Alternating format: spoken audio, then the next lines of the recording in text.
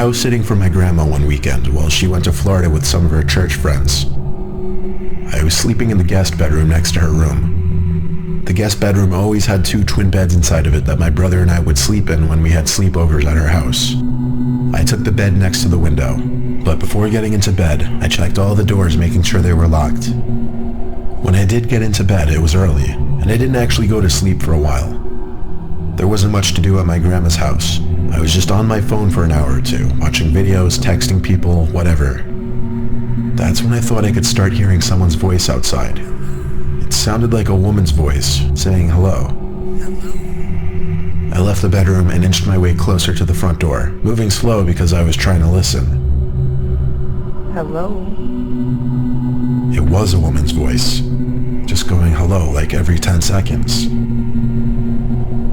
As I got closer to the front door, I realized that's where it seemed to be coming from. My grandma's door doesn't have a peephole, but the windows in her dining room gave a clear view of the front porch, so I went over to that window to attempt to get a view of who was out there.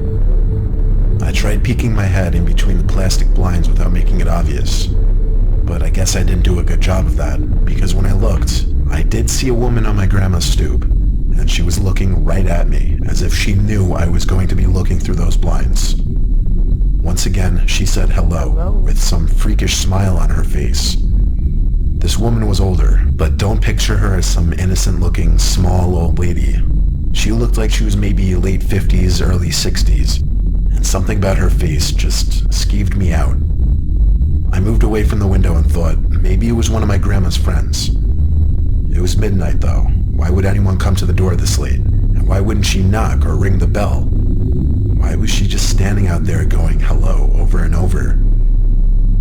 I was genuinely unsettled. I just went back to the guest bedroom and shut the door.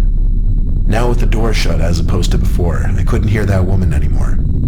Maybe it was that, or she just decided to leave. I started texting everyone about it, my sisters, my friends, telling them how bizarre it was. But a good amount of time passed in silence, and I was starting to calm down. My sisters were telling me to call Grandma, but there was a 0% chance she was awake, and she barely ever even checked her cell phone anyway. Just like that, something broke the silence. A banging at the window. Not a knocking or tapping, banging. I felt that fierce pain in my chest area as my body entered that fight or flight mode. Shortly after the banging stopped, I heard that familiar voice say hello. With that boost of adrenaline, I guess I had the extra confidence to grab the blind and push it up.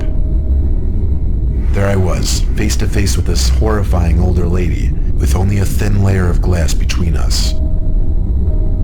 I screamed at her smiling, gross face, "I'm calling the cops." I pulled the blind back down and ran back outside to the living room. I looked around the house, then ran upstairs to box myself into the upstairs guest bedroom. I didn't want to actually call the cops. I don't know why. I wanted to just wait it out. I crawled into the bed in the upstairs guest bedroom and tucked myself under the covers. A couple hours later, I was still awake, and I finally only then went back downstairs to look outside each window. That freaky old lady seemed to be gone. The next morning, I called my grandma and told her what happened. She started yelling into the phone, clearly panicking and distressed. She told me how a few days earlier, she was being watched in the grocery store by some woman about 10 years younger than her, who just kept smiling at her for no reason. I told her to calm down. I didn't entirely know whether to correlate the two or not, but when we eventually got off the phone with each other, I did have to give it a second thought. My grandma is 75, and she has lost a bit of her wits, so I do have to take some of the things she says with a grain of salt.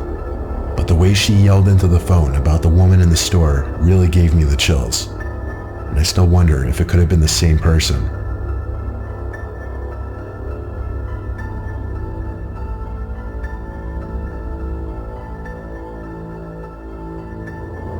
My name is Nicholas. I'm currently a freshman at Syracuse University, which doesn't exactly sit in the safest area. I just went through a breakup with my first girlfriend, so I started getting back into the online dating scene. I was using the app Hinge when I found some blonde girl named Stephanie who I really connected with. She also went to Syracuse. We both liked to read, go to the movies, we even had the same sense of humor. I suggested we go on a movie date, and she said she'd love to. She told me to meet her at some specific point near campus and she'd pick me up. So, around 9 o'clock, I waited on some corner of a normal neighborhood block, waiting for Stephanie.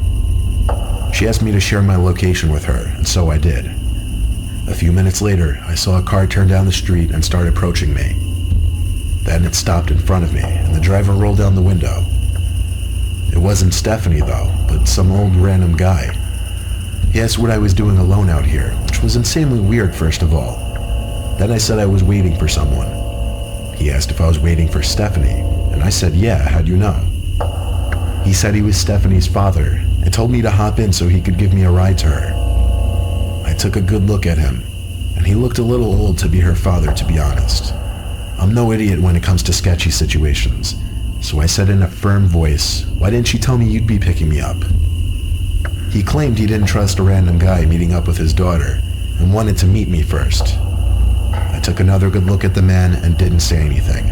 I simply started walking away in the opposite direction from where his car was facing. He started yelling hey hey, sounding surprised that I was just walking away like that, but I've heard way too many kidnapping stories to know where this could potentially go. I heard the guy's car moving, and I turned to make sure he wasn't doing a U-turn to follow me. I breathed a sigh of relief when he drove straight and turned left out of sight. I continued walking down the block towards campus. I got to the corner of the block and was just about to make a turn when I noticed what I was pretty sure to be the same car the man was driving, just parked on the side of the road with the light shut off. I briefly tried looking into the window as I passed, but the glass was tinted. I tried not making it obvious that I was suspicious and continued walking. I got a text from this so-called Stephanie person saying, "Why didn't you get in the car with my dad?" I ignored the text and continued walking. I kept looking back to see if the car would move. When I got to an intersection in the road, I turned right and then full-on booked it in the direction of campus. Surprisingly, I wasn't followed. I made it back to campus out of breath and started walking to my dorm building. I felt like I heard footsteps following me though. I thought maybe I was being paranoid, but when I heard a piece of broken glass being kicked by someone's shoe, I knew I was being tailed. I made a point of ducking down behind a van and stopping to give me time to listen for where the footsteps were coming. They were a few cars away from me. Then I remembered. I never stopped sharing my location with Stephanie, or should I say that man. I saw him. It was that old man. He was approaching from between two cars across from me. He yelled something that I didn't fully understand, but it sounded like he said, "Come back and I'll take you to her." He had to be like 60-something. There's no way he would catch me if I sprinted. I lost him easily when I ran, and made it back to my dorm room. My roommate wasn't there, so I had no one to talk to about it. But when I lay in my bed, I got another text from that man, and it was shocking. It said, "You're a little piece of fucking shit. You're lucky you got away. I would have strangled your ugly ass." I still have the screenshot.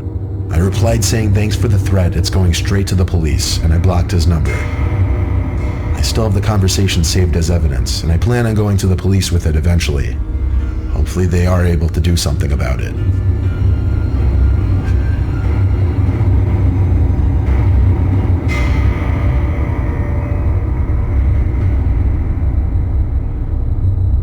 When I was 18, I had a side job as a part-time janitor at my high school over the summer.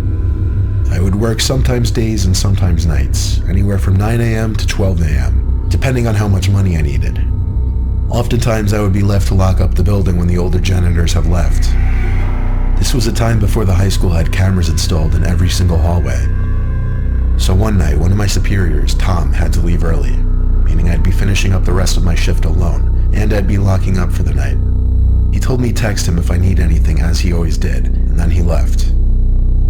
I loved it when I was left alone because usually I'd just do half an hour of work and then just hang around on my phone or leave early and still get paid for the whole shift. I definitely pushed it with the things I'd get away with at that place. One of the things Tom asked me to do before leaving was bring all the extra seats in the gymnasium from the assembly down to the basement storage room.